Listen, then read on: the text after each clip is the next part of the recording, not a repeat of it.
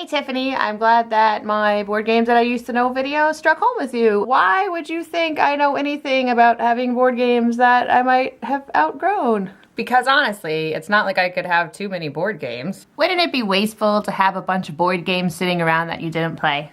It just seems highly irresponsible to do such a thing.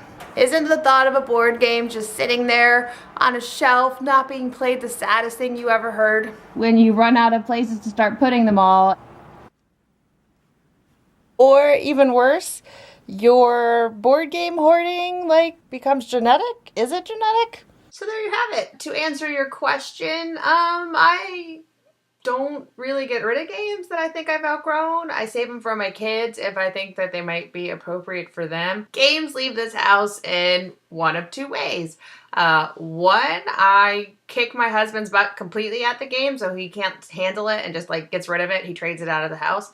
Or two, it gets traded because we've both agreed and had a conversation about how maybe this game isn't best for our taste. When we do that, we just use the Geek. The trade feature on there is super spectacular. If we're going to a convention, sometimes we'll do a math trade. So that's what we do. I could talk about that trading stuff a different time. What I really want to talk to you about today is games about bluffing and lying and cheating. I have played quite a bit of games here lately with my family. One thing that's common amongst all groups is they're all a bunch of lying, cheating backstabbers. We're going to talk about that. One of the games that I have had tremendous success playing with my family, my nephews and my brother-in-law and my mother-in-law, and then my parents, brothers, is Coup. Coup is, of course, a bluffing deduction type game designed by Ricky Tata. What everybody's doing is trying to take over the government, I guess, hence the name Coup. And maybe you're bluffing your way into power, or maybe you're telling the truth. I mean, that's a completely legitimate strategy if that's the way you want to go, but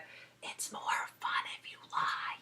One thing I'm not 100% about is this resistance theme. It's okay, I guess, but it's kind of too sci-fi for me. I don't know if that makes any sense. There are these other themes though. There's this one, which is French. There's this Russian one. And then there's this Brazilian art that I just found. My favorite, of course, is I think it's the Spanish first edition.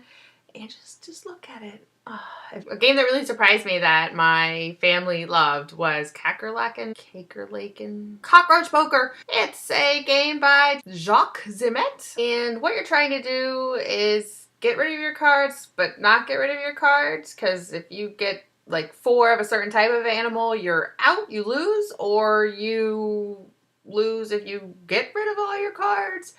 So, yeah, but good news is everybody loves a loser. You see, in this world, there are 2 kinds of people, my friend. Those who like spaghetti westerns and those who dig. You dig. I like spaghetti westerns, so I like Bang the Dice game, which is also a normal game, which actually might be an interesting little video bookmarked. And it is a game by Michael Palm and Lucas Zach. And you're basically rolling dice and everybody assumes a role. You're a deputy or the sheriff or an outlaw. Or you might be a renegade. And based on who you are, you win by taking out your opponents. It's just silly and fun, and the dice make it light and quick, so it's just kind of a different twist on a bluffing game. The thing about lying and cheating is there's a lot of it in the world, and when it comes to games, I wasn't sure, what people liked. And when I was listing mine, I was like, yeah, these are good, but what would other people maybe like to hear about, and or what do they like to play?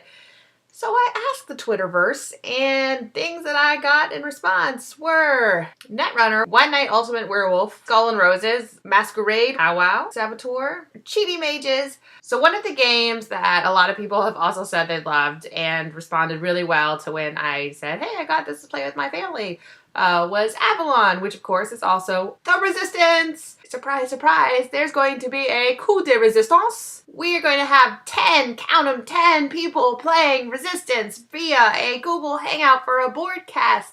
And it's going to be full of lies and general debauchery, as is always the case with our stuff. It should be fun. We're going to have a moderator. People, of course, we'll have the Q&A thing. If people want to heckle, because, that's the whole point, right? Give us some advice or mislead us. It's looking right now like it's going to be end of March. We'll definitely get you some more info on the date and the people who have confirmed. And if you guys don't have fun, I know Tiffany, you and I will have fun. And I will see you later.